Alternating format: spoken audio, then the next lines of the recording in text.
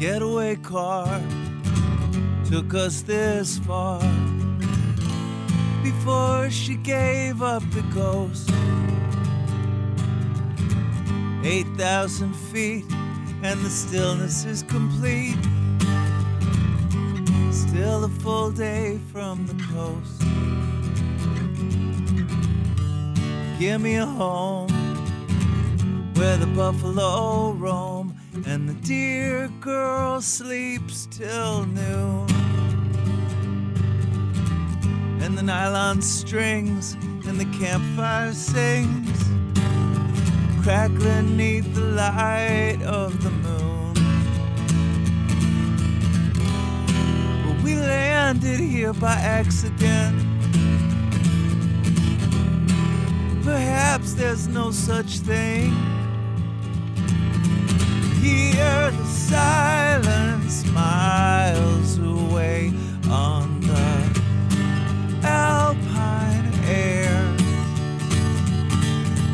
I'm not going crazy, baby, I'm already there. I lost my pride in the Great Divide, and I wound up here with you. We're a couple of leaves in a great big sea of trees. Falling is what we do. We landed here by accident. Perhaps there's no such thing. Hear the silence miles away on the alpine air. I'm not going crazy, baby, I'm already there. Hear the silence miles away on the alpine air. I'm not going crazy, baby, I'm already there.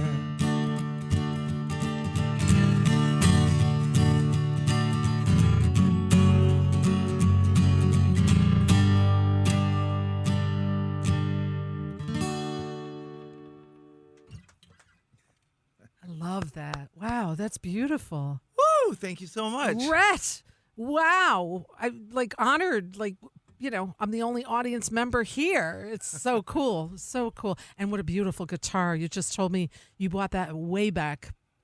Yeah, before the old 97 signed our first big record deal, and I started buying the fancier guitars. Uh-huh. I would just buy these kind of beat up 70s Guild 6-string hollow body, and they weigh like 100 pounds, and they're it's like a whole tree in your arms, but The inlay on that. it's really sturdy, and it's this particular guitar survived a lot of tours, a lot of late night van load-ins, a lot of overnights in frozen trailers, and a lot of drunken on stage. I'm Shenanigans, yeah. Yeah, it's beautiful. I want to do a brief introduction, listeners, and let you know that best known as the frontman of the band Old 97s for the past 30 years, Rhett Miller also has a distinguished solo career.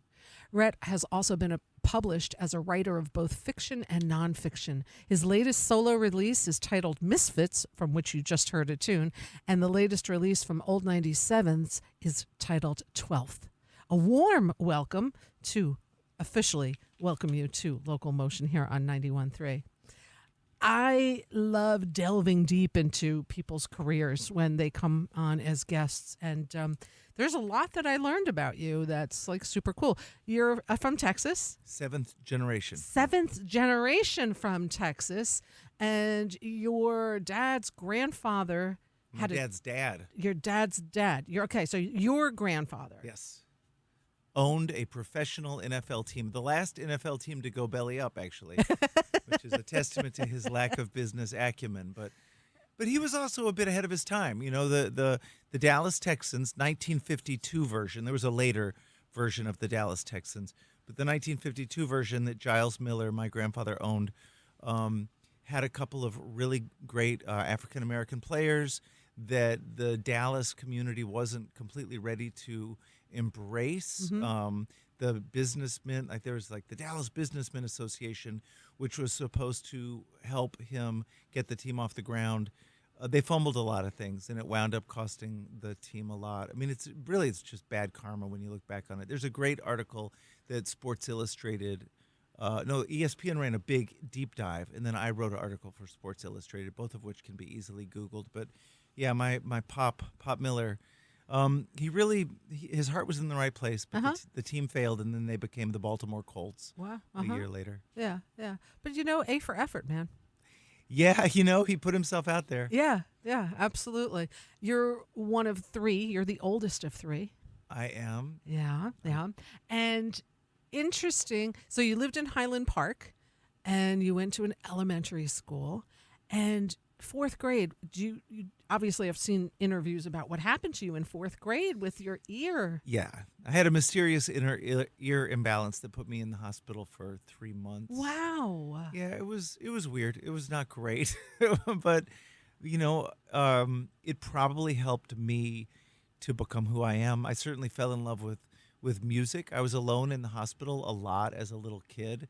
And, right, because in fourth grade, you're what, 10? Yeah, and I fell in love with, who I was most in love with at that time? Joan Jett. Okay, you did read this. Yeah.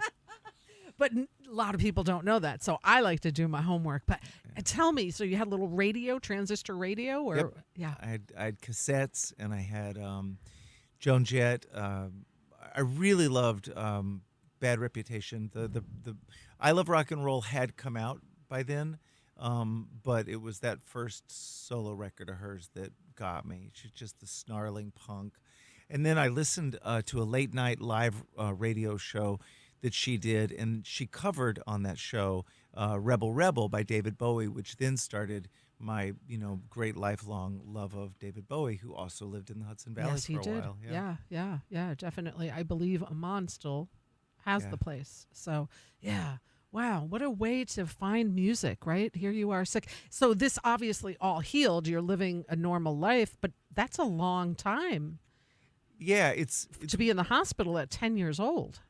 Yeah, and it was a long time ago. It's hard for me to remember much about it. I remember at the end of it, they flew me to Syracuse to see some specialists. Wow. And the flights, what's funny is seeing the specialists didn't necessarily fix it. But they think that because I went up and down on the airplanes, that it was extremely painful, the ascent and descent on those plane trips. But they think that was what sort of fixed it. I don't know. And you do a lot of traveling now. So oh yeah, all the time.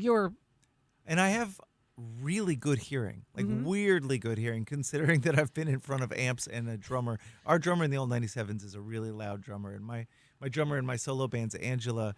Who also lives in the Hudson Valley now. Angela Ian is a great loud drummer.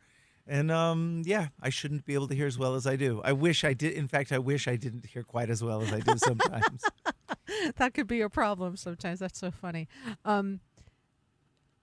You took lessons, learned to play guitar at age 12. Why guitar, and what made you want to start?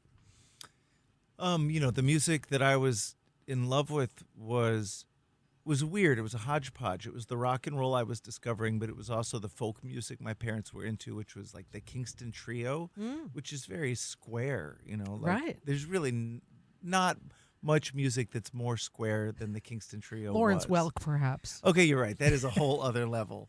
But they were these very collegiate folk singers, and they were very academic in their approach to the song choices, and then their between song banter, and they would all wear matching sort of collegiate outfits, and but man, my folks took me to see them when I was a little kid, and it was a dinner theater, and I remember thinking, wow, this is so weird. These guys are so old. They were probably 40, and I now am 52 years old, but I was like, how do they do this? They just go around and play dinner theaters all the time. And now that's basically my job. I do a lot of solo shows in addition to the band, and they're usually at city winery type places. Yeah.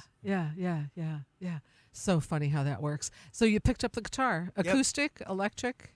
Acoustic primarily. My brother sort of hogged the electric spotlight. He was my brother, who is now the CFO of a Fortune 500 company based out of Dallas. My brother has always been better at playing music than I am, and we look very similar and sound very similar. But he took a different path. But also, I don't think that he didn't respond to his demons and traumas in the way that I did. Like for me, I thought, oh man, I can turn this into art, and I think he thought I can turn this into money. And who wore it best? I don't know. Right. So, Right. Yeah. but I really do love playing guitar. I love writing songs. I've had dreams of doing other artistic things like writing prose. I have done some of it. I love trying it. It's a lot harder than this thing that I started doing at 13 years old, writing songs. And I love writing songs. It's the thing that is most natural to Do me. you like have a notebook or Yes. and you write? You not like on the iPhone or the I phone? don't believe in that. I just, I mean, I use my iPhone to. There's a notes thing where I can wake up from a dream and sing a song into my phone and fall back asleep. Wow. I used to have a cassette recorder that would do that, and I still have boxes of those old cassettes. Amazing. Do you have your old notebooks? Oh yeah, I've got all the old notebooks, and I have old notebooks of set lists. I keep my notebooks sort of That's so cool. meticulously. Like you almost have like a diary then of Yes. your shows. Yes. Do you know how many shows you've played? Oh my gosh, if you average it out, it's probably 200, conservatively 200 a year since I was 15. Wow. So that's what 37 years of shows. Wow. I don't know if I can. And do the that's math so on that. cool that you actually have the set lists and all of that in your old notebooks. I love when people keep that. I love that. Yeah. Yeah. 7,400 shows conservatively. Wow. It's a lot. That is a lot of travel, but a lot of music. How beautiful. I love that. So you started playing. You got a record deal while you were in high school. With a local label. So what? Yeah. It doesn't matter. And that record, I've always been pretty embarrassed of it because the music I was into was so British. Well, that come I sang on. I with mean, you're in high school. and I was an Anglophile, and it was David Bowie and the Beatles and the Kinks, and so I thought if it's going to be good, you have to probably sing it proper. Seashell Girl keeps and so I've always been a little embarrassed of it, but as time goes on, I'm pretty proud of it because not many people put out records in high school, and Absolutely. And for this one, it was produced by Murray, that's now the bass player for the Old 97. So we've been working together since I was 15 years old, and it featured a number of really prominent local musicians, the New Bohemians, some members of that band, and the choir, some members of the choir from my high school. It's pretty awesome as far as an It is pretty undertaking. awesome. Yeah. I mean, at that age, like you say, there's not a lot of that happening. When did singing start? Immediately, guitar, vocals, writing, all of it came together. Singing was pre-verbal. I remember being 2 years old and singing. I remember I was singing "Nowhere Man" in the bathtub. It's one of my earliest memories, and I remember my mom walking in, and she said, "What are you singing?" I said, "It's a song about Dad." Oh, God. I bet he appreciated that. Oh, my. Wow. Wow. That's amazing. And your first gig, 500 Cafe? Yep. I used to play at 500 Cafe, and I remember that gig I played in between Murray from the Old 97s now, his band, Peyote Cowboys. I played after them and before Three on a Hill, which was a really cool local band. And I remember I borrowed Murray's 12-string Rickenbacker electric guitar, thinking that would be more professional than the acoustic I was used to. But you just go with the guitar you're familiar You're used with. to. Yeah, I would guess that would be the thing to do. It was fine. Wow. It was great. Yeah. Everything's a learning experience, even now, all these years later. Yeah. Well, I would think you're always learning, right? Aren't we all? And you were the high school editor, so your writing is also. I mean, obviously, anyone that listens to your music and your words, you know what you're doing. A high school editor of the St. Mark's Literary Magazine. Both of them. There's the one that had the official literary magazine, The Mark, which was great, but it was, again, that was a little square, and because the school had to sanction it. And then we had the underground literary magazine, The Which you helped Rag. co-found. Yeah. Nice. And that was fun because we could get away with a little bit more With a little risque more. stuff. Yeah. Yeah, and that first album, Mythologies, what a great title. I too. stole it from a book of essays by a French media philosopher named Roland Barthes. What were you listening to when you were a teenager? I know you just said Bowie and Sure. some of the British music, but as you progressed through high school, did your taste change?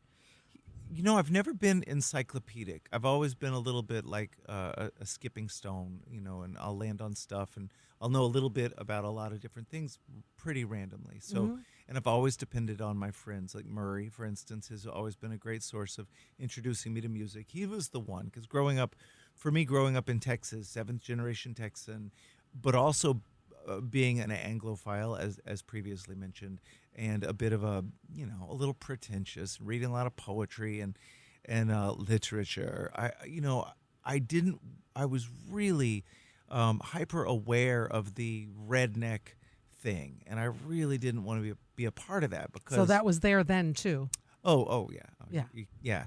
And I've always been slight, and apparently I have long eyelashes or whatever it is that got me beat up a lot. So I really didn't want to be a part of that. So I shied away from country music, anything with a twang, during my younger years as a musician, just because it seemed like that was the domain of the bullies.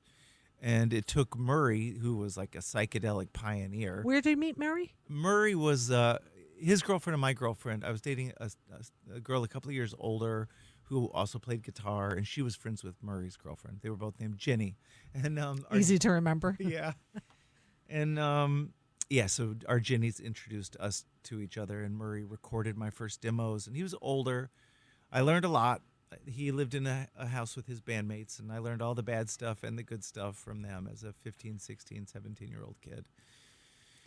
But so Murray was also the one that taught me that there was good country music and introduced me to Johnny Cash. And Willie Nelson are already kind of seen like, oh yeah, Willie Nelson there's something that transcends the kind of redneck thing with him. And Buddy Holly I had grown up really loving, because to me that felt like rock and roll, even though I then recognized later there was elements of country music as well. So that stuff spoke to me later, but I really loved The Clash. I really love stuff with like a lot of high energy. And to this day, I keep thinking, when are the old 97s going to settle into like elder statesman, acoustic, just like sitting on stools kind of thing? And I don't think we ever will. I just don't think it's good. I don't think it's in our good in our in your wheelhouse. DNA. It's not happening. I also and you know what's really, is this true? So the title Mythologies, you just explained that, and that only 1,000 copies were printed of that CD. Yeah. And you signed and numbered each one of them. Yep. Do you still have a copy for yourself? I didn't for a long time, and then a friend of mine gave me a copy again. But yeah, it's funny. They were going on eBay. I don't know now if there's any up there, but they were going on eBay for whatever, 300, 400 bucks. Wow. It's sweet. It is really sweet. I've had Martin Sexton on numerous times, Yeah. and he used to busk in Boston, and his first thing was cassettes, and Yeah. he printed a couple thousand, and same thing he did. And I just find what a great way to just organically just start like that. I would love if it was only those 1,000 CDs, and if you wanted to hear those high school songs of mine, you had to have one of those. So in fact, the guy that put them out all those years ago keeps putting them up on streaming services, and I keep trying to, begging him to take them down, because I kind of want it to be. Well, and also when someone goes, to whatever service, shuffle Rhett Miller, Right. and then something comes up from when I was 16 years old, Right. and I'm singing with a British accent. They're Yeah. like, "God, what is this? This is horrible." Right. I Right. I can't really answer for those songs. I can't really stand by them as much as the rest of my The rest of catalog. your career. Right. And then you formed a band, Sleepy Hollows. Heroes. Sleepy Hollow. I'm Yeah, thinking of the that's town. where we live, yeah. It's the Sleepy Heroes with Murray. With Murray. That's your first band together. I went to Sarah Lawrence on a full scholarship. By the way, to reset for our listeners that just tuned in, I'm Rhett Miller. Yes, thank you. I know, but I realized that this could be very confusing because we are doing some deep diving into my history. Yes. Yes. Rhett Miller of the Old 97. Of the Old 97s. I'm so happy to be here with Rita right now. And I'm just so happy to have him and keep me on my toes. So thank you for doing That's that. great. And so, so I was at Sarah Lawrence on a full scholarship for creative writing, and Murray was at the time living for some reason outside of D.C., and he kept driving his old beat-up Volkswagen bus up to visit me, and we would play songs, and he would go, "Man, you got to drop out of this school." And I'm like, but it was the most expensive college in America at the time, and I had a full scholarship. Full scholarship. Doing what? What were you majoring? Creative writing. And but after one semester, that was it. I was like, I'm out. And now, as a father of one kid at that exact point in college himself, and another about to be in college, like, what was I thinking? But Murray talked me into leaving, and I went back with him to Dallas, and we started Sleepy Heroes. We put out an album. We broke up the day the box of the records came back from the manufacturer, because that's what you do when you're 19 years old. Wow. And the album you released, Under a Radio Sun. Yeah. Wow. Power pop trio, no lead guitar. Kind of fun, real jangly, real power pop. So Sarah Lawrence, you leave and go where? Back to Dallas, and moved into a series of rent houses. I walked out on a lot of electric bills and phone bills, and if anyone's listening, had a lot of roommates. We lived in squalor for pretty much my entire 20s. We signed our record deal with Elektra when I was 26. Put out our first Elektra record at 27, and then I moved to LA the end of the 90s. Wow. 97, 98. Oh man. So Old 97 started in 1993. 30 years. Yep. How crazy is that? That is amazing. And all the original members. Yes. That's the craziest part. Yep. It took us a few months to find our drummer, Philip. We tried out a couple of drummers before. Nobody lasted more than a gig or two. But then when Philip rolled up, that was it. And Philip was good too. He's not just a great drummer and was willing to sacrifice any sort of normal life for the Old 97s, but he also had a credit card, and he'd been working for a couple of years at a real job, and he was good with money, and he was good with directions, because in a pre-GPS world, it was important that someone in the van knew how to get to the gig. Yeah. That was a big part of our life. And still, when I talk to young up-and-coming musicians, I emphasize the importance of travel and touring and go from town to town. You never know. For us, we had to go from Dallas up to Chicago. We broke in Chicago before we ever broke in Dallas. And then when we came back to Dallas, having sold out shows in Chicago, people in Dallas were like, "Oh yeah, well, we've always loved you guys, of course." And then suddenly we're selling out shows. Chicago because of radio there? No, it was because there was a little label called Bloodshot that's still kind of around, Bloodshot Records. And the folks at Bloodshot liked us. There was a burgeoning scene there, which they didn't know what to call it yet. They were calling it Y'alternative or Insurgent Country. They ended up calling it Alt Country, and that's sort of the name that stuck to this day. But at the time, there was no real name for it. But in 94, 95, in Chicago, there was a lot of Robbie Folks, Waco Brothers. There was a lot of music kind of like what we were doing. How'd you get the name Old 97s? Murray thought of it. Not great marketing. The word old is not great, apparently, in marketing circles. But there's a Johnny Cash. He didn't write it, but he had a hit with a song called The Wreck of the Old 97. And when we thought up the band, we had been doing rock bands, and it was the early 90s. I remember we watched Nirvana play on Saturday Night Live, and that was one of those moments where everybody was like, oh, now I guess this is the world we live in. Yeah. And I remember for Murray and I, it was actually it was eye-opening in the other way, because it made us realize, you know what, us trying to do this is inauthentic and it doesn't feel right. And now everybody's going to try and do this, and we're just going to be one of a million bands trying to play loud electric guitars. Let's just start an acoustic guitar-based kind of folk band that has no chance of getting signed to a record deal, takes all the pressure off, and will enjoy it. Mm-hmm. And ironically, that was the band that people liked, and that they ended up getting a record deal. And How'd that come about, the record deal? And by the way, I'm going to do it this time and say, just in case you're just tuning in now, you are tuned into Local Motion here on 91.3 WVKR. Today's guest is Rhett Miller of the Old 97s. I'm honored to be here for your 350th Yeah, show. wow. That's so Thank cool. you. Wow, yeah, What an accomplishment. good stuff. Yeah, so I think what we were doing was so different from the grunge that was suddenly ubiquitous, and so much of it I felt like was kind of tuneless and just whatever. I don't want to sound like an old man, but for me back then it just felt like, okay, whatever, guys, I get it. You guys are so cool and awesome. But we were having fun, and we were jumping around and playing acoustic guitars and singing songs with lyrics you could understand, and some of them were kind of silly. Certainly those first couple of records, I leaned into the Texas part, and I did love the kind of goofiness of what we were doing. There was a song called Bel Air, and the chorus of the song was I'll stomp a mud hole in your heart. So it was a lot of that. It was a lot of like, okay, we don't have to be cool anymore. Now we can just be, Who you are. yeah. So, Yeah. and it was fun too, because it didn't feel, suddenly I felt like we were reclaiming that, like that kind of music, the Johnny Cash or Bob Wills and the Texas Playboys, this kind of classic Texas music that we loved. We're sort of reclaiming it from the bullies of the world and the rednecks and the guys that would beat me up in the playground. How could anyone ever do that to you? You're like the sweetest human ever. I was probably pretty annoying. I don't know. Nah, I don't know. I don't know about that. How long were you in LA for?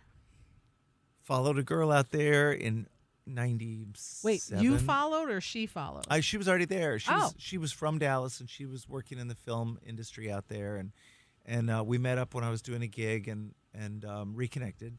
And she was an indie film producer, and I moved out there and moved into the house in Beverly Hills where she was living, and she had like 9 roommates who were all different, like on-air personalities, like young Univision, the local Univision station, because she was from Laredo. She had family from Laredo, so they're all these like Laredo transplant, like really like beautiful young Hispanic broadcasters, and it was a crazy house. I Way bet. too many people. Yeah, I bet. it has since been torn down, and the house that's on that site now, which I can't even believe that we lived there. The house that's built there now which just went on the market for $49 million. What? And I think I paid $200 a month to be, in one of the bedrooms with her. Wow. Oh my gosh. Wow. Amazing. The system is broken, by the way. Yeah. Nobody needs to live in a $49 million house. There's a house for $49 million in Hyde Park. It's called Ledge Rock. I think it dropped to $29 million and now going up on auction. What? Oh, man. What? Insane. South by Southwest. Done that a lot of years. It's a music festival down in Austin, Texas. Isn't that where you guys, the old 97s? We had our big showcase that got us signed, but it was all happening. The timing was such that when we went to do the showcase at South by Southwest, it's funny, the one label had already passed on us.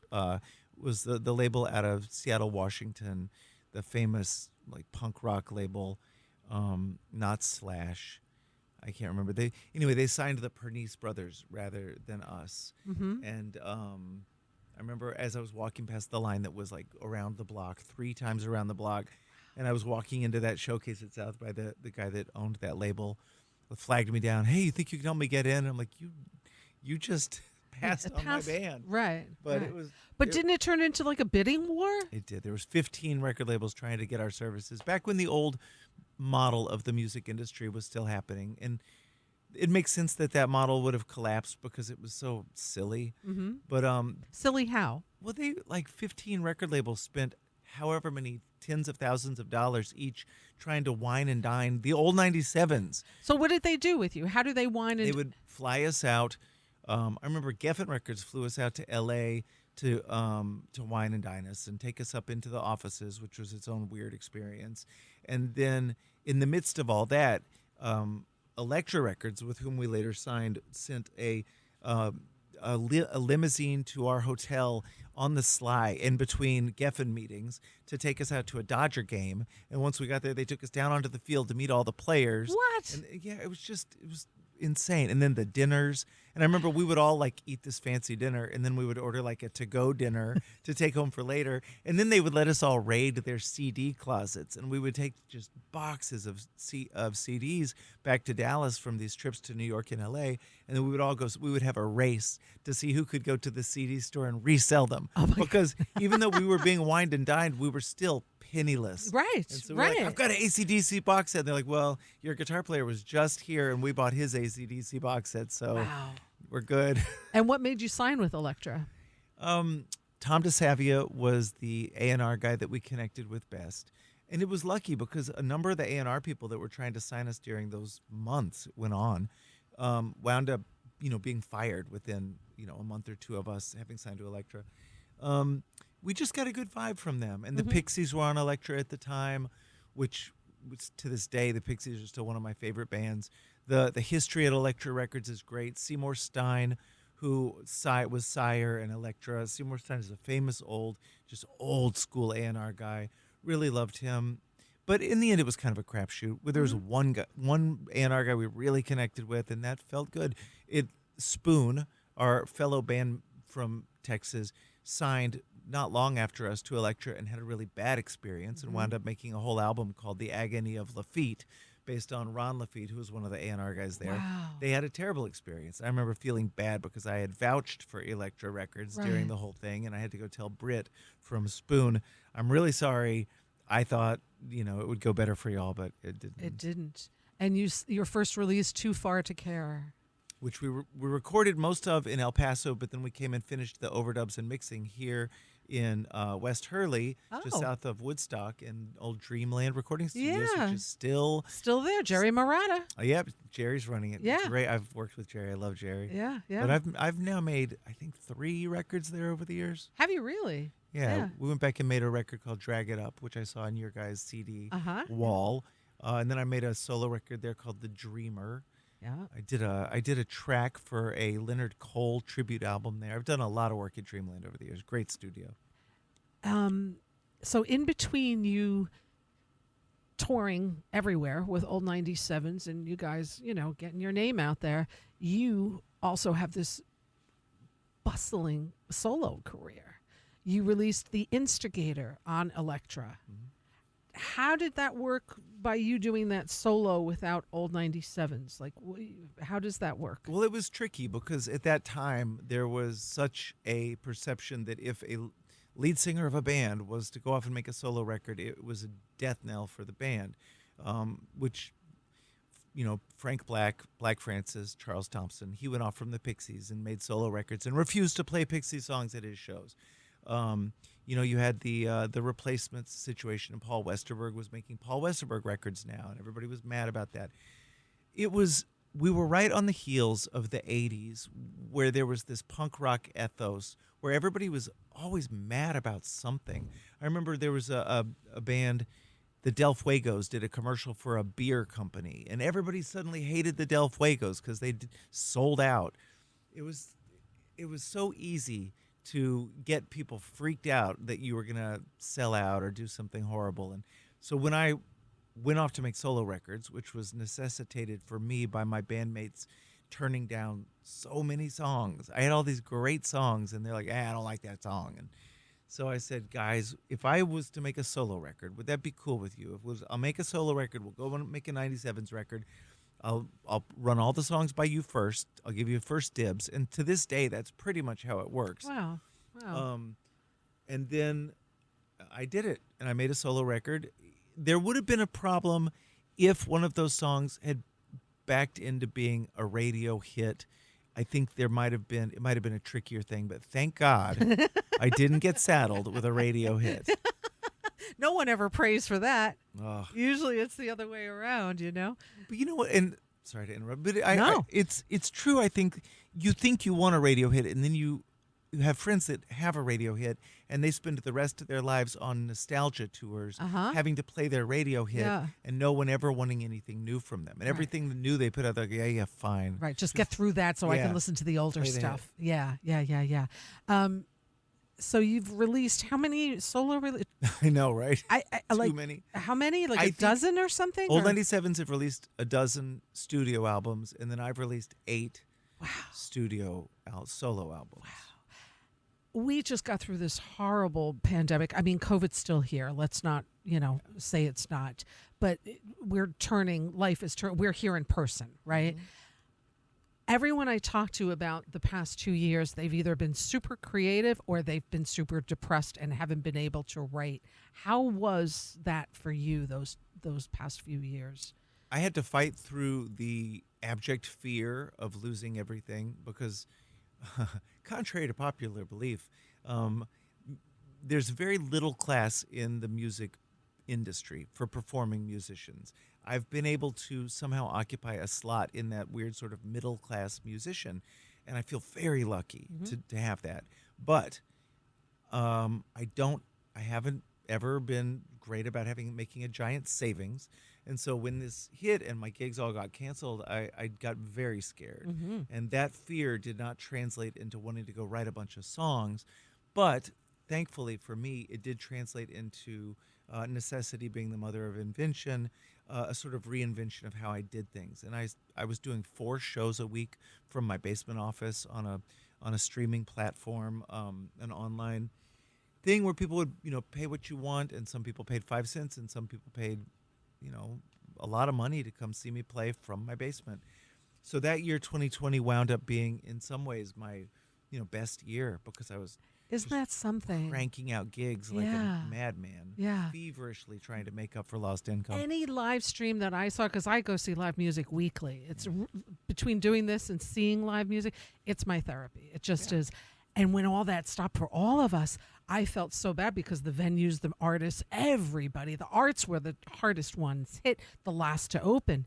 And to watch all the live streams and just, put in 10, 20, whatever you can, it was therapeutic for us and for the musician. And I think that's what got many of us through that time of we couldn't be in person, but we could look at a screen and, and it's got to be weird for you because there's no applause. There's, it's an awkward thing. But I'm guessing as often as you did it, you kind of like, okay, you got through that and it felt okay. But the transaction is always awkward. Like even last week, 3 days ago, I was on stage in Dallas 3 nights in a row in front of, each night was whatever, 1,000, 1,300 people. And even like that, which is this triumphant experience, this celebration, and I get to be the master of ceremonies.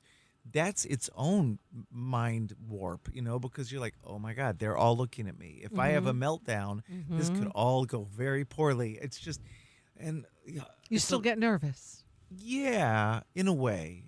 Some things more than others. Like a live TV taping. We did Fallon recently, and that. You did. We did with we were in. Oh, with what's his name? Kevin Bacon. 6 Degrees. Kevin Bacon. Yes. Yeah, because we were in the Marvel Guardians of the Galaxy holiday special. I saw that video. Isn't that crazy?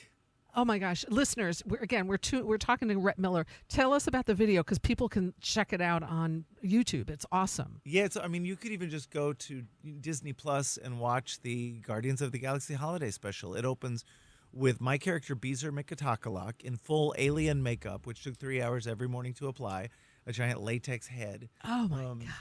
I have a scene like acting with Chris Pratt, and then I force him to listen to a song that my character wrote, but that I actually wrote with the director of the movie, James Gunn. And he and I wrote the song together where my alien character misunderstands the Christmas traditions. And I hope someday we get to release them. We wrote about 5 different versions of this song that were all way more messed up and violent than the one that's in the one in the movie that has some really weird stuff in it. Like he gets it wrong, my alien character, but it's pretty fun. So we do a song at the beginning, the whole band, Old 97s, as aliens, and then at the end of the show, Kevin Bacon appears as himself and sings with us a song. He's a great musician. He's great. I've seen the Bacon Brothers before. I've seen Yep. him a couple of times. And he's great. They're really good. And he's so nice, and he sings really well, and he's really generous. In fact, when we did Jimmy Fallon a few weeks ago, we had already done the sound check and all, gone our separate ways to reconvene later to do the taping. And he texted me in the interim and said, "Hey, man, I just realized you should be taking one of these verses," because he sings the whole song in the show. So he was going to sing it on the Fallon show, and it was really generous. He didn't have to do that. So Right. I sang one of the verses, and later I thanked him, and he goes, "Well, yeah, it just made sense. You wrote the song." I'm like, Right, "That's right. true. I did." It's really cool. It's Yeah. really cool. Yeah, he seems like a decent human being, and also lives pretty close to here. So Yeah, he's got a spot in Connecticut. yeah, right on the border there. I follow him on I think Insta, and I think him and Kira were at the Mohawk Mountain House too. Oh, yeah. At some point, doing their thing there. It's so beautiful there, right? You live I was right over there there. this morning playing disc golf at Really? the Mohawk Mountain House. It's just such anytime visitors that haven't been to the Hudson Valley, I bring them to New Paltz, and I It's- either bring them to Minnewaska or to Mohawk because it's so beautiful. Yeah. It's just so There's beautiful. nothing like it. It's no, a magical spot. no, and you go to this tower up there, and it's like, it's breathtaking. We really are so lucky to live here. Speaking of which, how did you find the Hudson Valley? So, we lived in LA for a few years. We were bi-coastal for a little while. 9/11 drove us literally out of our apartment that day. We could never go back in. You were in the city Yeah, on 9/11. Yeah, and we ran as the second tower fell from that. I wrote a piece that's in the Atlantic. If you ever want to Google that, it's called About That Day. But we wound up going full-time then back to LA, got married. Erica, my wife, got pregnant. She's from Ohio. I'm from Texas. We were living in LA. We looked around LA and thought, we don't really want to raise kids here. But her brother, who at the time was doing large-scale sculpture work, and there's some foundries right around here, Polish being the one where he was working, he lived up here, and we'd come to visit him, and we'd realized this is a really special place. And so when we were talking, well, we can't live in Ohio. We can't live in Texas. For whatever reason, we thought of here. And it was kind of random that we chose this place. And we now, 20 years later, we now marvel at how lucky we are because this is, I think it's less of a secret than it was 20 years ago, the Hudson Valley. Unfortunately. Yeah. But nobody could understand why we were moving here. And now I feel like this is everyone's moving here. it's the best place in the world. Yeah, it really is. Yeah. It really is. I think we have it all. Yep. With the cities right there, airports are all over if you need to travel, which you do. I love it here, and I love to travel. I'm a huge travel nut, but this is just such a special area. Yeah. You've got the best of all of it right here. Yeah. Boy, this has been a comprehensive deep dive into my. I told you, you're like an hour. Rita, I got to bring my guitar. This is going to be too. See, I told you. You're I right. told you. So it's a lot of fun. So you guys, Old 97s, you're doing a cruise this month, Yeah. the Outlaw Country Cruise. Do I sound skeptical? Yes, you do. But you're going, you're. We've done it before. We've done it a bunch. Yeah. It's Sirius Satellite Radio has a station called Outlaw Country, and they play old 97s. They've always been good to us. Yep. I've done a number of these cruises. I've done K-Amo, which is the songwriter cruise. Yeah, a But lot once- of good people on that Oh, one that's an too. amazing cruise. Yeah. I once got taken out on Rombello, which is like a jam band cruise. That was a little weird. And but this Outlaw Country cruise winds up being a lot of our friends that are on it, and Erica, my wife, loves going out on it. Yeah, and you get to go into the nice warm weather. Yep. And it's coming up like in 2 weeks. You're going on this cruise. Where does it go out of? It goes out of Miami and it goes through the Bahamas and Cozumel in Yeah. 6 days turnaround, and it's fun. I mean, I hope I don't get seasick, and You know what? What's really good? So I used to get seasick. Yeah. C-band. I've got one. Yeah. Okay. I yeah. just got it. I'm on it. And get 2 of them if you need to, like Yeah. double band yourself. And extra batteries. I Yes, got you. yes. Because Dramamine makes you feel like you sleep the Yeah. whole time. That gets nasty stuff. And then the Old 97s, you guys are touring out west. You know where to pick the weather. In March, you're going out to Arizona, California, Yep. Nevada, Washington, and Oregon and doing a whole show. You're billing this, I'm assuming, as your 30th anniversary. So we are making a new record this year, but all of the touring we're doing this year, as we don't have a new album out, will be Old 97's 30th anniversary celebration dates. Will be Midwest in March into April, I'm sorry, West Coast March into April, Midwest in August, the Northeast in September. That's all just getting booked right now. Perfect. I should say this. I am playing the Colony in Woodstock. What? Thursday, March 9th. Come on. Solo acoustic gig at the Colony in Woodstock. And then again, April 13th. Stop. Colony, Woodstock, March 9th, Rhett solo, and what other date? April 13th. Oh, my gosh. Thursday nights. Oh, my gosh. Okay, calendar will be marked. Absolutely. Get a babysitter. Go book a reservation at one of those incredible Woodstock restaurants. Maybe get a night at the Woodstock Way Hotel. You could do that. I also have to tell you that I love the food at the Colony. Yeah, that's true. They really have good food there. Yeah. And I've had Neil Howard on several times, and they don't really push the food that much. And I'm like, dude, you gotta I'm telling you, I've had schnitzels there. I've had jerk chicken that was just so good. Nice. So they really do have good food there, and it's a great bar. So, oh my gosh. Okay, so good. So I'll promote that for the next couple of weeks. So Rhett Miller, March 9th, Colony Woodstock. Tickets, colonywoodstock.com. And also April 13th. Oh, that's so cool that you're playing locally, because that was going to be, I think, my last question. Are you playing locally? Well, the Old 97s, last year, I convinced the band to come through and play the New City Winery, Hudson Valley in Montgomery. Yeah. And it's not a gig we would normally do because we don't do dinner theaters. Mm-hmm. Like every once in a while they can talk us into doing a seated theater situation, but for people to be sitting and eating is Not your thing. well, it's just weird because we're up there loud and we're rocking out and I'm shaking my ass and people are eating steak. But City Winery is great. Yeah. I love the City Winery. They treat us so well. And I wanted my band to play in my new adopted homeland. This isn't adopted anymore if you've been here for 20 years. You're right. But I wanted my friends and family to be able to come and see what I do. Even my kids, they've never seen. I was on stage recently in Thalia Hall in Chicago, and it's 1,500 people, and they were going crazy. And it occurred to me, my kids who live in the country, and they've seen me play solo shows or little local whatever. They've never seen me do a giant show like the old Really? 97s tend to do as we go off on tours in the rest of the country or the world. Wow. So someday. So, but you're playing the Northeast, you said, in September. So yeah, I haven't found out what the dates are for that. I might try and push for another Hudson Valley City Winery date on maybe one of those Tuesday nights. I sure hope so. Or Bardavon is here at 900 or certainly we'll be in UPAC. New York City because Yeah. there's always a Manhattan Oh, gosh, yeah. or Brooklyn show. But Always. Oh, my gosh. Oh, I'm so excited to go see you play live right here in our backyard. Nice to have these things. Rhett, you're working on this new album, Old 97s. Do you have a title yet? That's funny you should ask. Normally titles are the last thing we think of. With this one, I actually have a working title.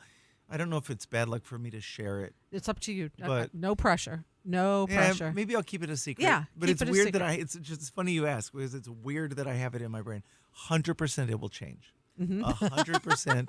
I Well, always then think, you might as well share it. I I know. mean, Jesus. I always think I know what it's going to be. What's funny, I got it from a Stephen King novel. I'll say it's not like it's that precious. In a Stephen King novel that I recently read, he was talking about a painter in the book and the style that they were describing his painting style as American primitive. And there is also a musical movement, John Fahey among others, kind of a folk music movement called American Primitive. It's a lot of finger-picking acoustic guitar. And that's not what the record would sound like. But I did think it kind of describes what we've always done. It's like our guitar player Ken is something of a caveman. I am like this kind of id screaming out into the void. Our bass player Murray does this kind of flowery stuff, but it's still like this really, primal thing. So, and our drummers, obviously, all drummers are primitive by nature. So it struck me that's a good description of what the old 97s have always done, American primitive. We'll see. I No love chance it lasts. No chance it lasts. It'll move. But I like that. It's a good concept and the idea. I'd like to also just follow up here with two things. As I told you before we started this show, I said, Rhett, please send me 4 or 5 tracks. And you're like, you pick. I'm like, looking at this. I'm like, what? So I enrolled our friend John Burdick. Great guitar player. Greatest guitar player in the Hudson Valley. There you go.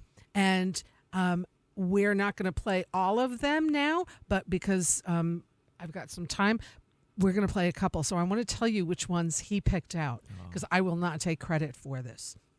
Your solo music he chose from your album The Instigator, Our Love. And from your album The Messenger, he chose I Used to Write in Notebooks. Nice. And from The Misfit, he chose Go Through You. Nice. The single. The single.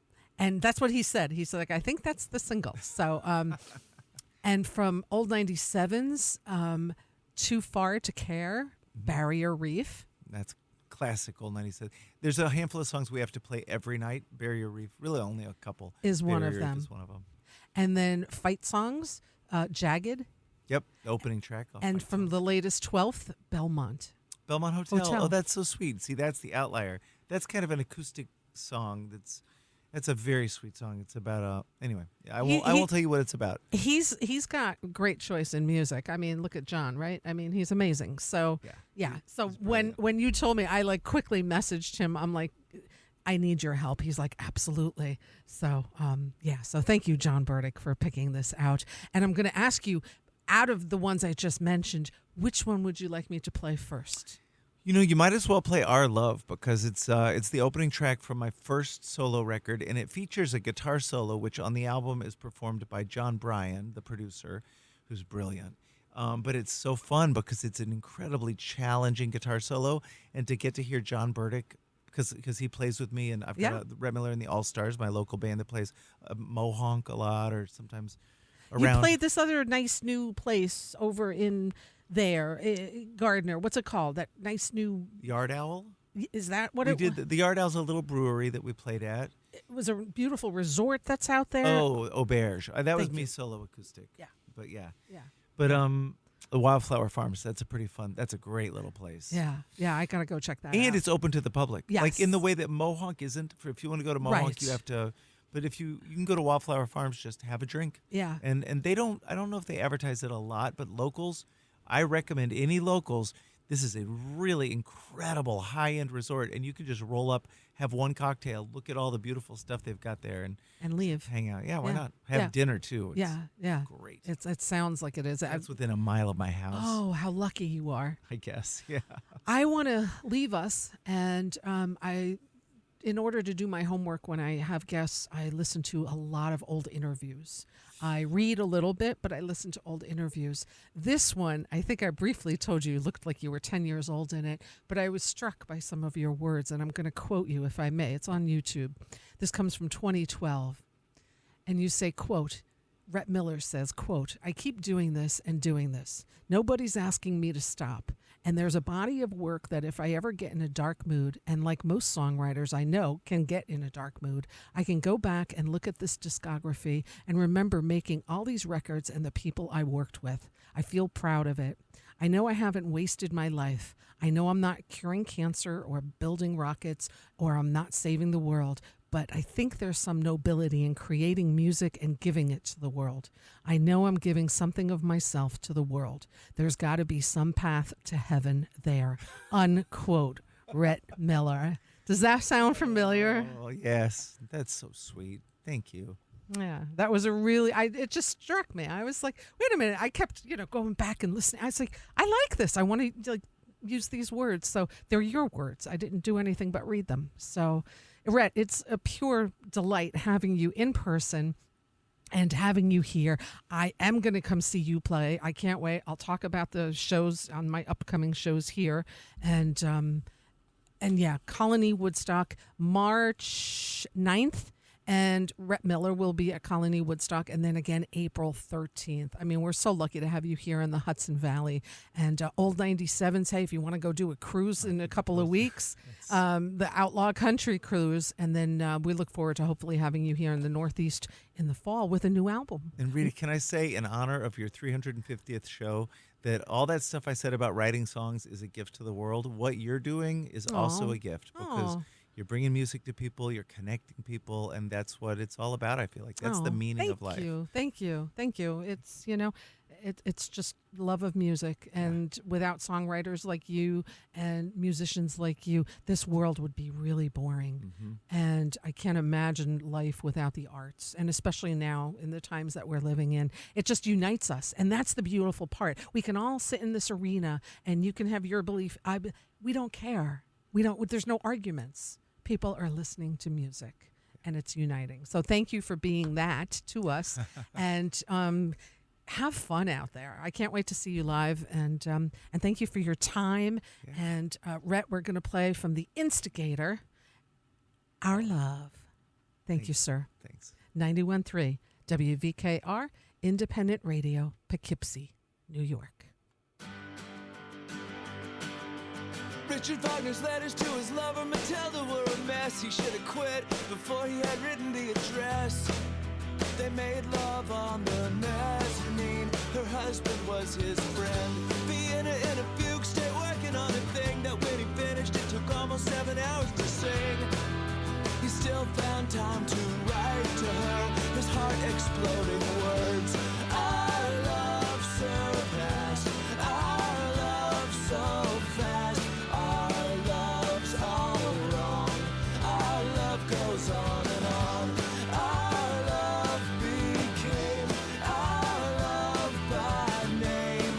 When I wrote it to you in a song, our love goes on and on. Our love, our love. Clock in the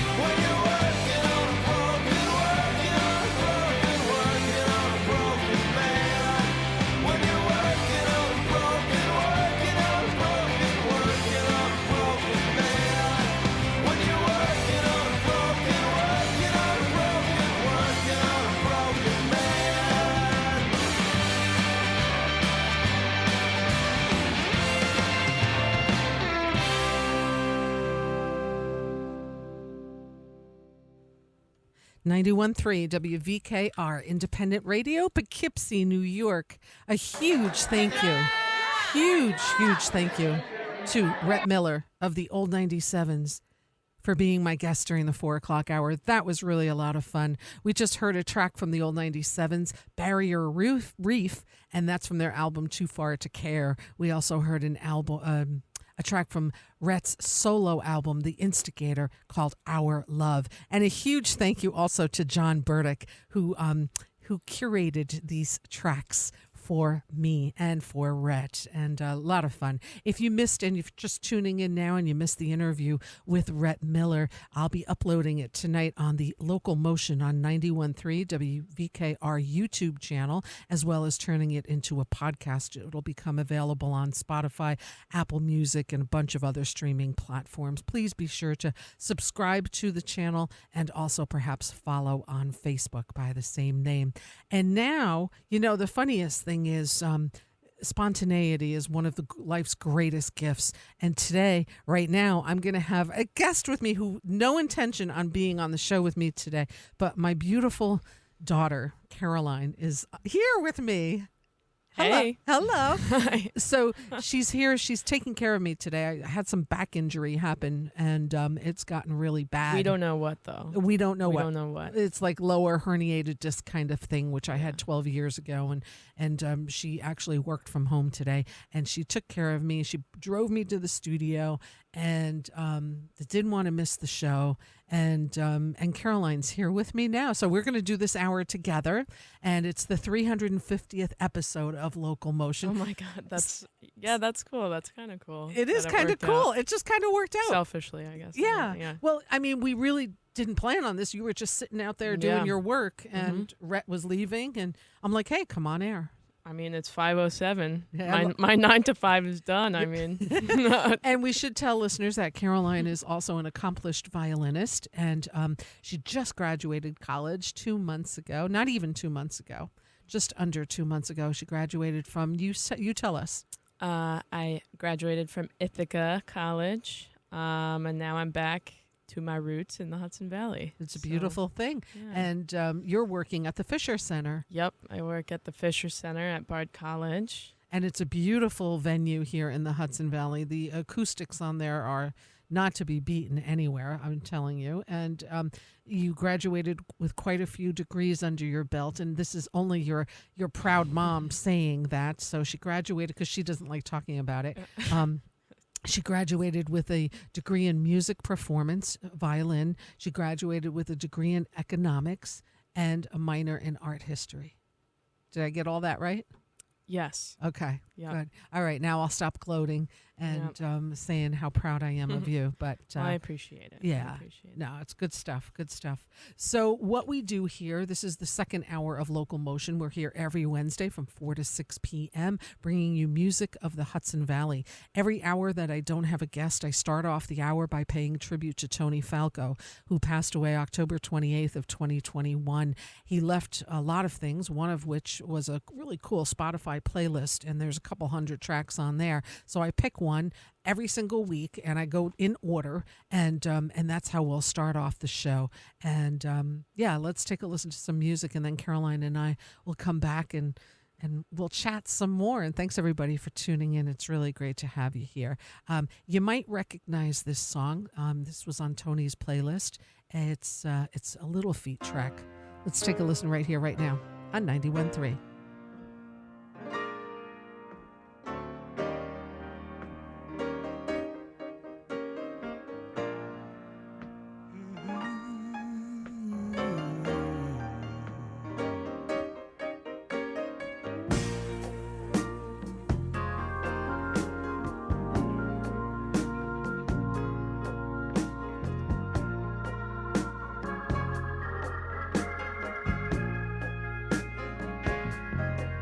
Sunrise and sunset. Since the beginning, it hasn't changed yet. People fly high, begin to lose sight, 'cause you can't see very clearly.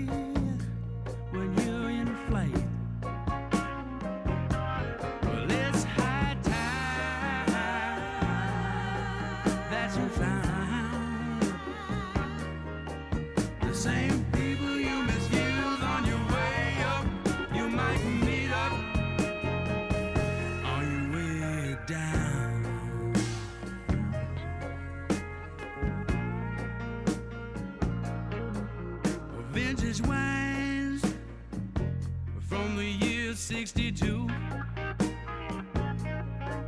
It's your thing, it's your thing. What pleases you? Love to be found when you cross town. You think it's an honor, girl, just to have you around. Well, it's high time that you found the same dudes you misuse on your way up. You might meet up on your way down.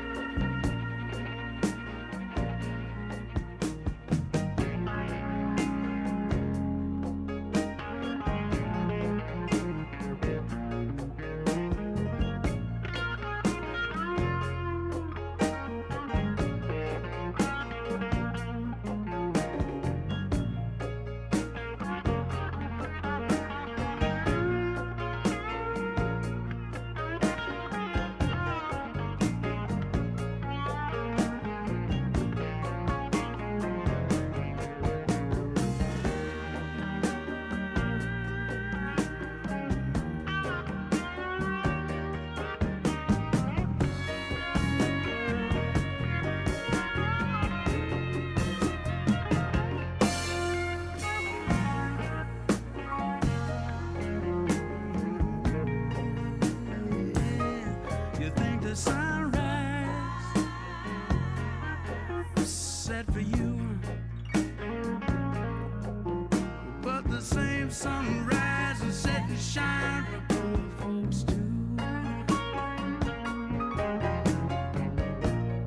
I don't mind you turn around. I myself would even lie for a little higher ground. Oh, it's high time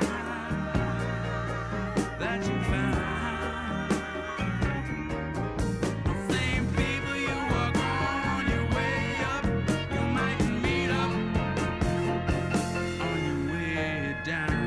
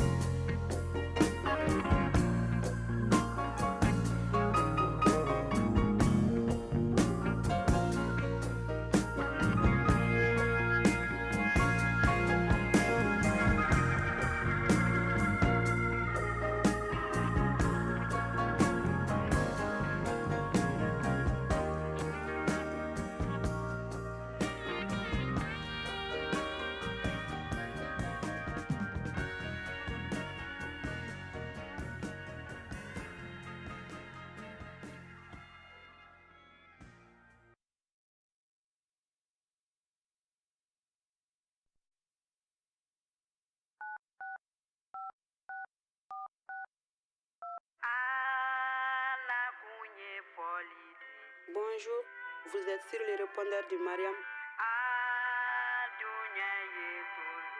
Laissez votre message après, je vous appelle. Merci. Merci, bye.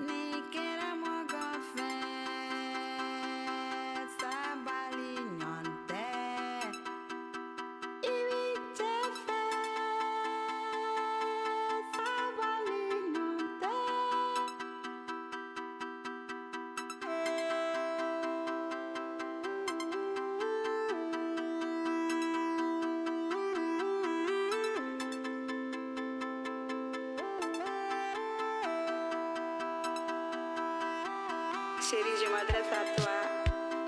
Avec toi, chérie, la vie est belle.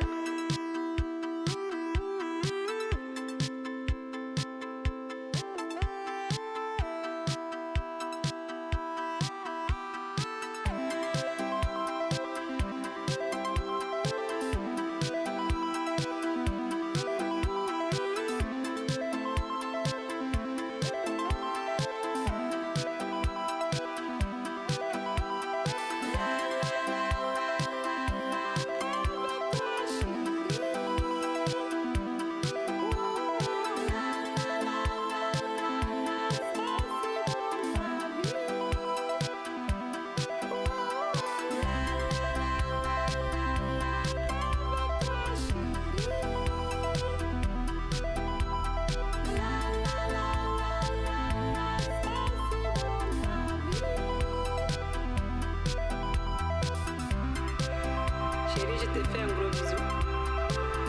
Ou bien, je sais pas.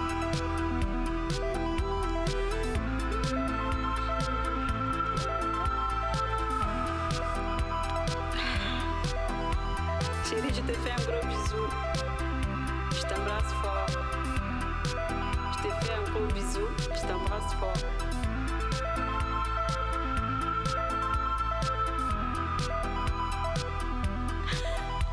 Bye bye.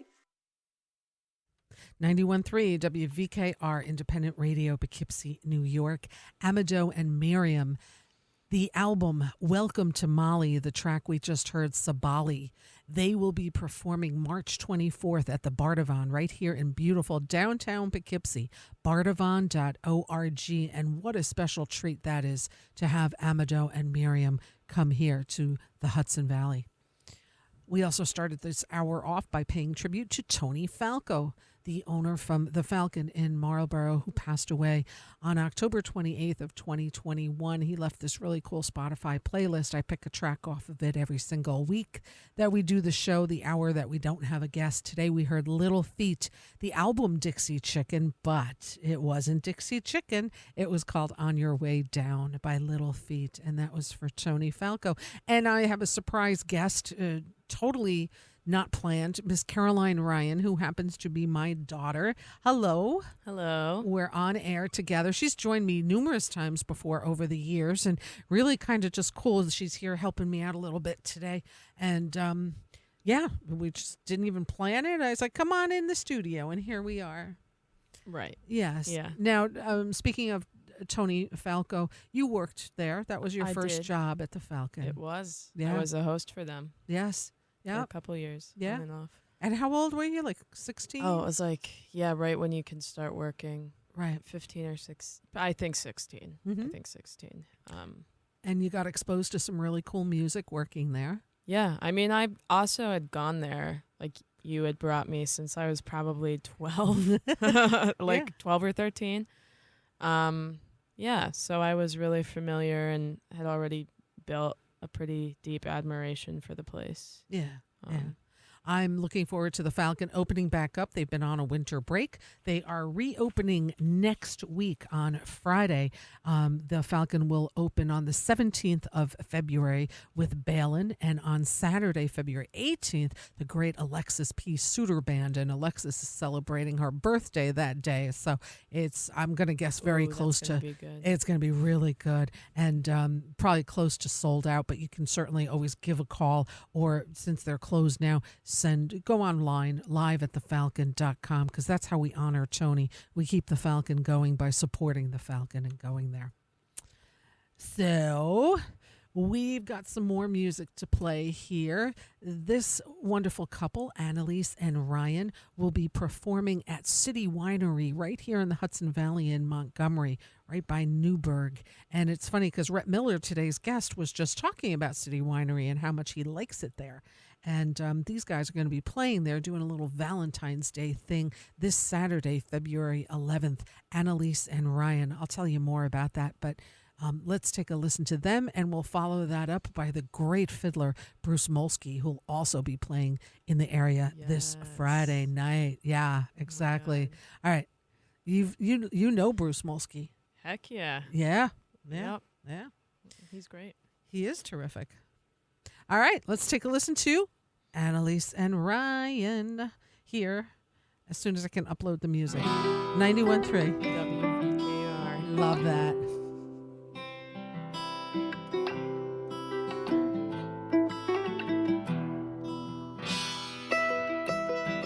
Tick tock, the sky is falling. Never heeded what you said. I told you there's a hole in the roof, it's gonna get you away. Hope pays no mind if she don't want to change. You can't expect the sun to shine when we're standing in the rain. When the rain comes down, where you gonna run to, baby? When I'm standing at the door, wondering what for. When the rain comes down, where you gonna run to, honey? When it all comes tumbling down. Drip drop, the truth came in, couldn't cover it with lies. These walls are soaked with secrets that we never let dry. Face to face, let's raise and wash away the stain. The lies they lie behind us, now there's only love to gain. When the rain comes down, where you gonna run to, baby? When I'm standing at the door, wondering what for. When the rain comes down, where you gonna run to, honey? When it all comes tumbling down. When the rain is falling, when the rain is falling, when the rain is falling, when the rain is falling, Where you gonna run to, baby? When it all, when the rain is falling, when it all when the rain is falling, comes tumbling down. when the rain is falling, When the where you rain gonna comes run down. to, baby? When the it rain all comes down. When it all comes tumbling down. When the rain comes down, where you gonna run to, baby? When I'm standing at the door, wondering what for. When the rain comes down, where you gonna run to, honey? When it all comes tumbling down. When the rain comes down, where you gonna run to, baby? When I'm standing at the door, wanting so much more, yeah. When the rain comes down, where you gonna run to, honey? When it all comes tumbling down. When it all comes tumbling down.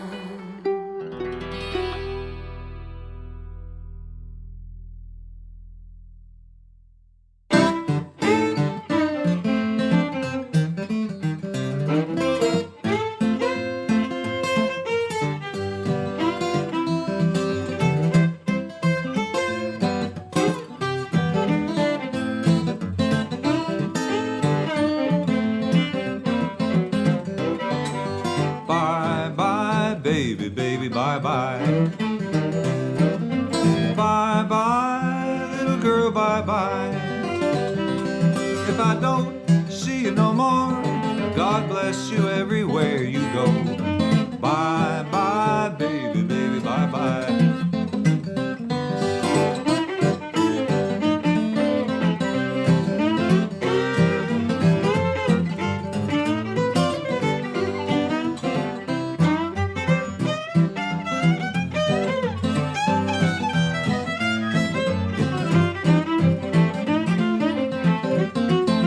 I walked the street all night just looking for you. Walked the street all night in the morning too. I walked the street all night till the moon was shining bright. shoes. So it's bye, bye, baby, baby, bye, bye. Bye, bye, little girl, bye, bye. If I don't see you no more, God bless you everywhere you go. Bye, bye, baby, baby, bye, bye.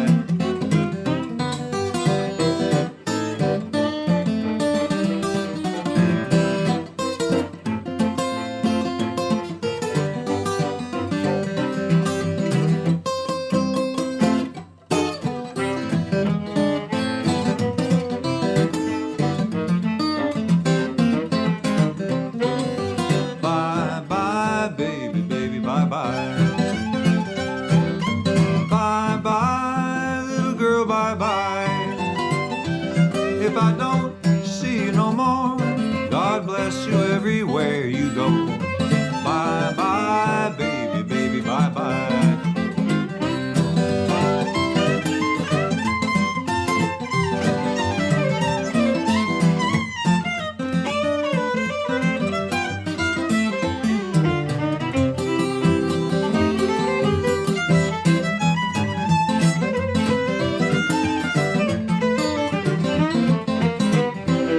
If I don't see you no more, God bless you everywhere you go. Bye, bye, baby, baby, bye, bye.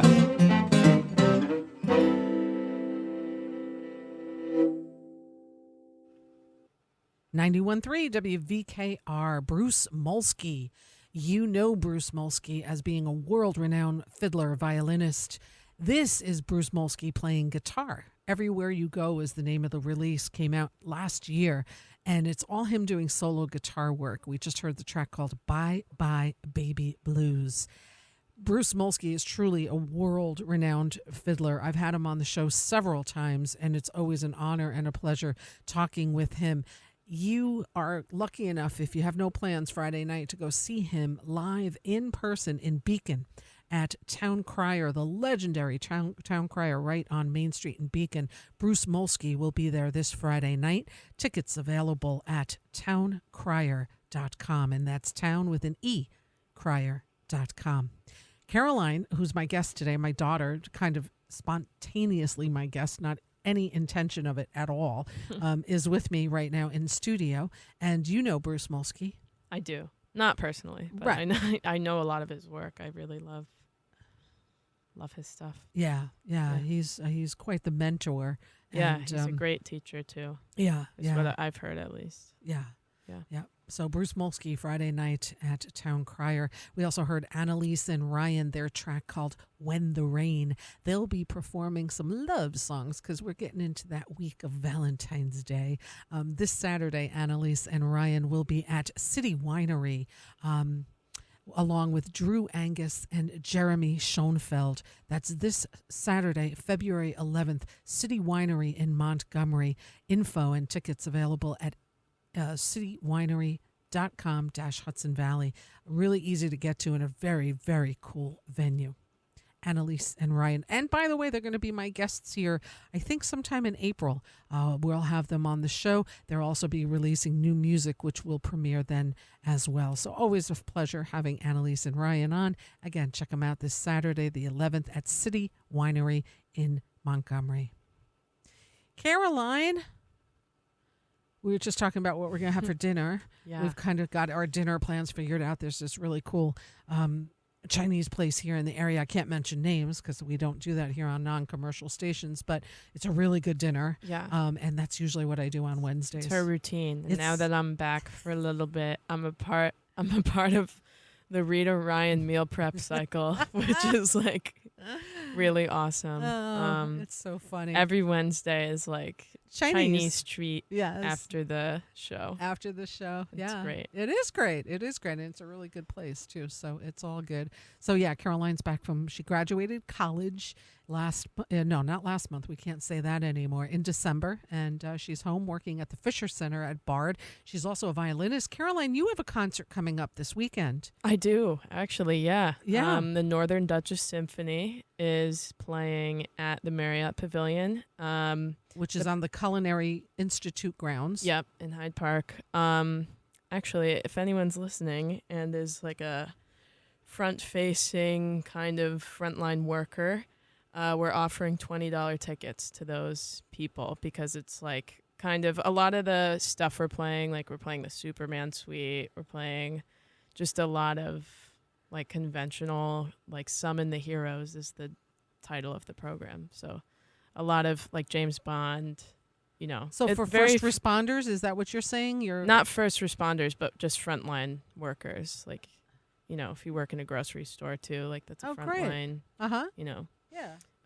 So there's discounted tickets to that, and that's at the Culinary. That's wonderful. That's yeah, great. and I sub for them. So and the Northern Duchess Symphony. Yeah, Yeah. that's perfect. So I can't wait. I'm looking forward to the concert. It's just so nice to see you play.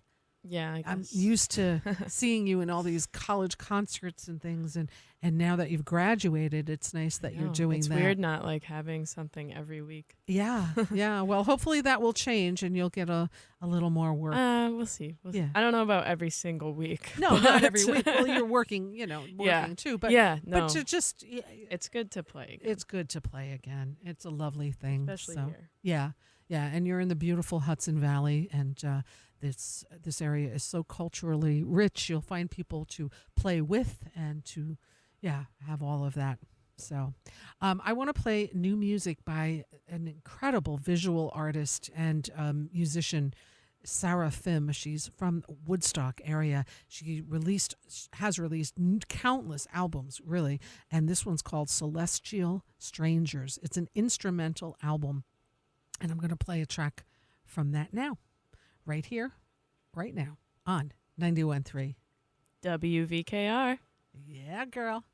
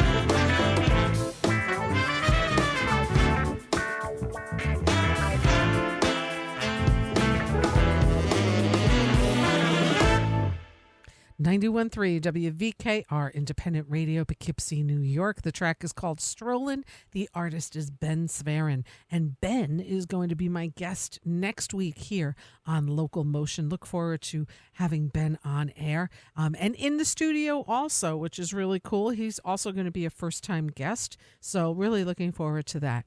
Ben Sverin. And we also heard brand new music by Sarah Fim, her album called Celestial Strangers, and we heard the track Disintegration. She's also a great visual artist. You can learn more about Sarah at her website, sarahfim.com.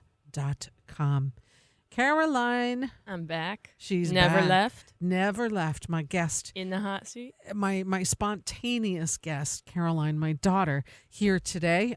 She came to the station with me, helped me out a little bit. And then after Rhett Miller, thank you again for being my guest during the 4 o'clock hour. That was a lot of fun. I'm hoping that the recording went well and that we'll be uploading it tonight to the YouTube channel. So we're going to keep our fingers crossed. So I think what I'm going to do now, Caroline, is my musical happening segment. Mm-hmm. And you know what that's about. Mm-hmm. What is it about? All the happenings. All the that are happening happenings. in the Hudson Valley. That's right. In the hopes that people go out and support live music Yes, and local you should. musicians. Us artists And need it. yes, you really do, right? We do. Absolutely. As someone who is an artist and someone who works in fundraising. Yes. Yeah. Go support living artists, as Tony Falco would say. Absolutely. I Yes. love that. All right. So I'm going to read this off in alphabetical order. And we're going to start out with the Bardavon and UPAC. Info at bardavon.org. March 1, Sean Colvin, Mark Cohen, Sarah Jaros. March 24, Amado and Miriam. April 15, Natalie Merchant. April 28, Amanda Palmer. Bearsville Theater in Woodstock, also bearsvilletheater.com. Tonight, February 8th, Angel Olsen and the Big Time Band. March 3 is a Talking Heads tribute with Start Making Sense. Caramore in Katona, info at caramore.org. February 12, Chamber Music with the Avalis Quartet. March 24, Sean Mason Quintet.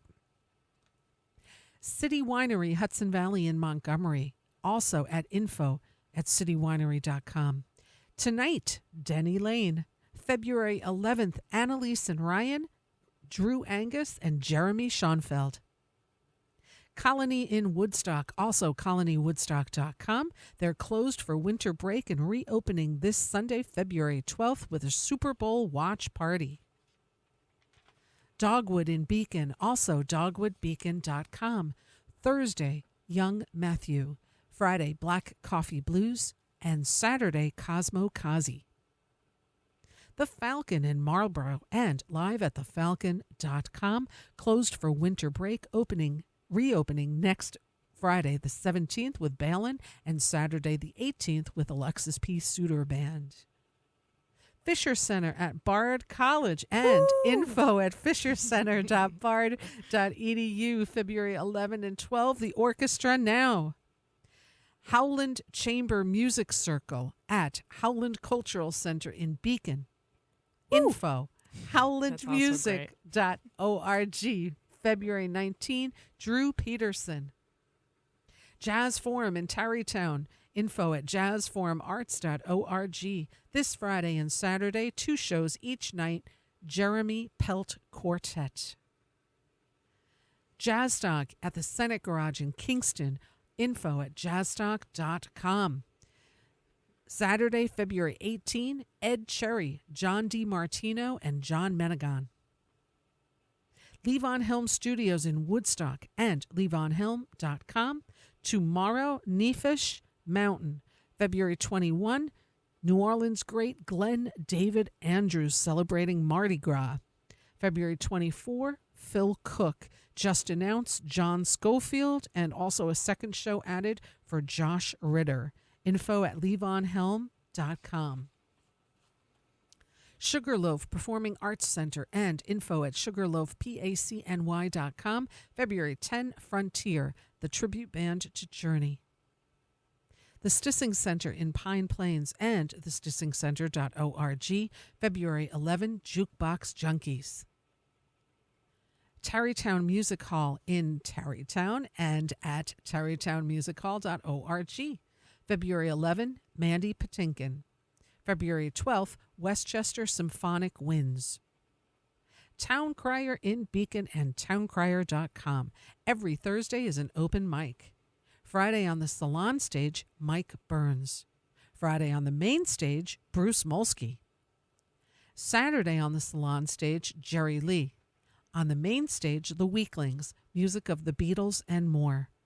Sunday brunch with Eric Puente, Jazz Quartet, and Sunday afternoon, Beacon Rising. And I'm going to let Caroline take the next one. Northern Duchess Symphony.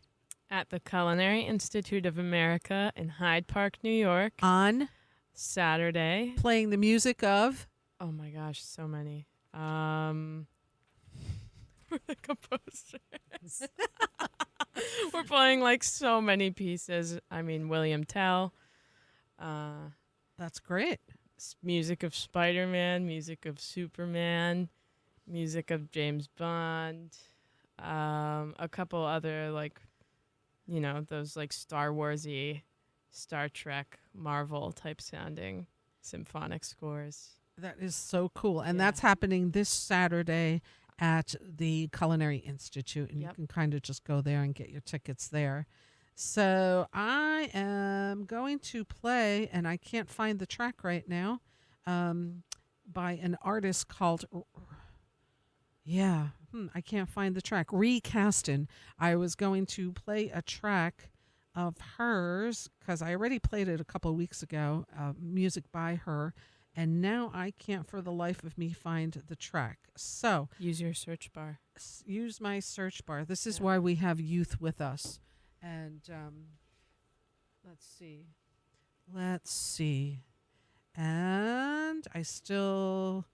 Something is. Oh, you know what? Because I'm. Never mind. I have it Because as it's physically as a- in front of you as a physically CD. in front of me. Dear Lord. Okay, so.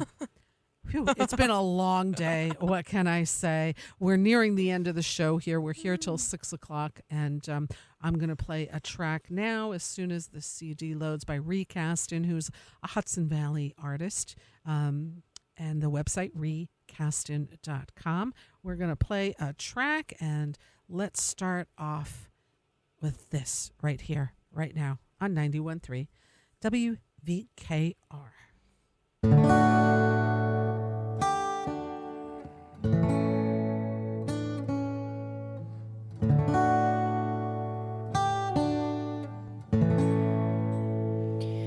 I remember, do you recall those quiet, lovely, rainy days? We were driving in the car.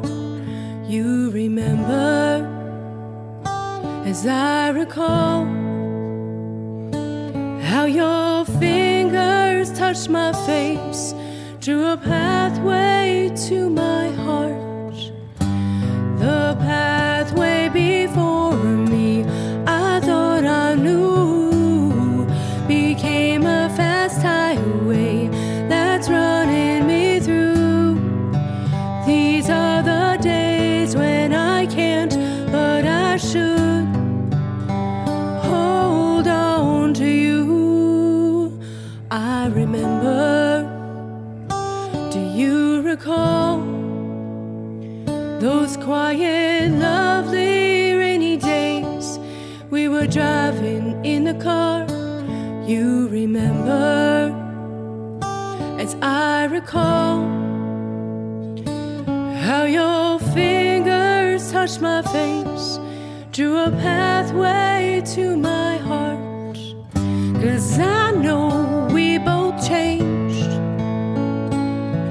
how the road set before us rearranged. 'Cause as the rain falls down, as the sun parts the clouds, there is room to tell you now. I remember, do you recall those quiet, lovely, rainy days? We were driving in the car. You remember, as I recall how your fingers touched my face, drew a pathway to my heart. As your fingers touched my face, drew a pathway to my heart.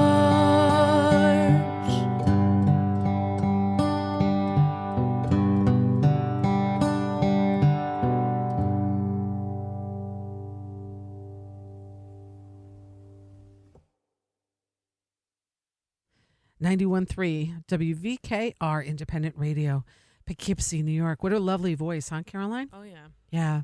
Yeah. Are you on? Am I? Yeah, now you are. Okay. So that was Recastin, Reekastan. What an absolutely lovely voice. I got a couple of tracks sent to me from them and Rhea and Brian, and that was called I Recall. Color My Soul is the name of the release, and you can check out more on Rhea's website, which is recastin.com. And thanks for sending that music my way. It's really quite lovely. We're getting near the end of the show here, Caroline. Mm-hmm. Yeah. I remember when you used to do your musical happenings, like at, what would it be? It would be not even now at 5:53. It would literally be 5:58. I could never And get like through the it. the next DJ would come in and you would just be going into like 6:03. I know. I was taking up Dr. So J's that was time. a good programming change. Yes, yes. Now I give myself a little bit more time because we're pretty strict on the start times and Yeah. all of that. Which is so- good. Yeah, which is good. And it's the right thing to do. Plus, I have 2 hours now, right? When I Mm-hmm. first started, It was a squeeze. it was 1 hour, and then it was 1 hour bi-weekly, and now 350 shows later. You got 2 hours. We got 2 hours. We're permanently inked here at every Wednesday from 4 to 6 p.m.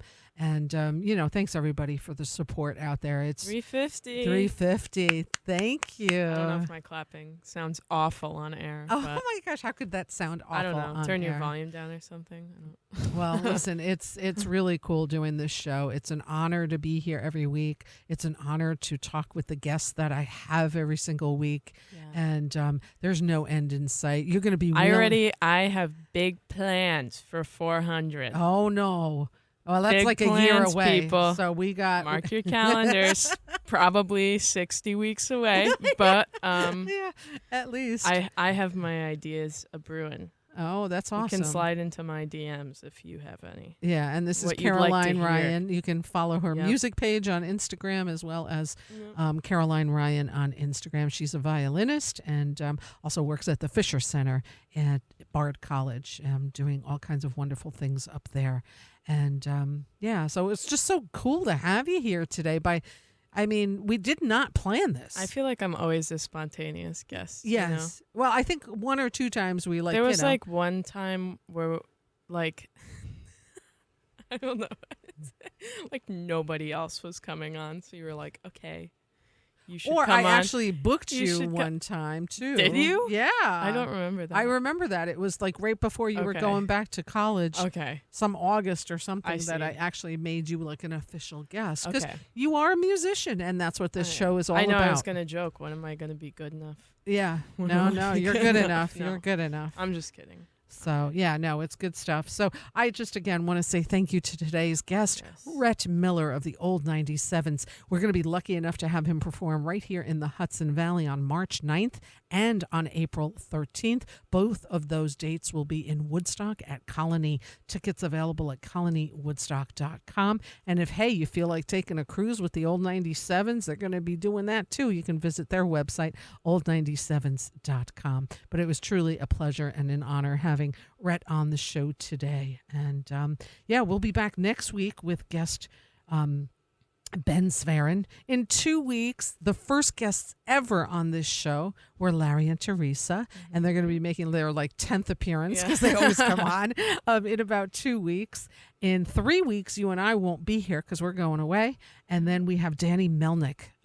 We'll talk all kinds of great jazz stuff with him, including the Saratoga Jazz Festival. So I can't wait to talk to him. We have Stephen Lamarca on the week after Danny from the Bardavon. We have Byron Isaacs coming back from the Lumineers, and David Barron, who records the Lumineers, will be on the week after. We're fully booked until the end of April on LocalMotion. So again, folks, please just subscribe to the YouTube channel as well as the Facebook page by the same name. We're going to go out with a track. This is the single off Rhett Miller's latest solo album called This Misfit, and the track is called Go Through You. I want to thank everybody for tuning in and for the love and the support celebrating the 350th episode. Caroline, thank you for being so spontaneous. Hey, thank you. You got the fan club. Oh, my goodness. Oh. Yeah, I'll be one to say it. Thank you so much, Miss Rita Ryan, for bringing all this heat to the airwaves of the Hudson Valley. I have not paid music. her. I swear to God, I have not paid her. No.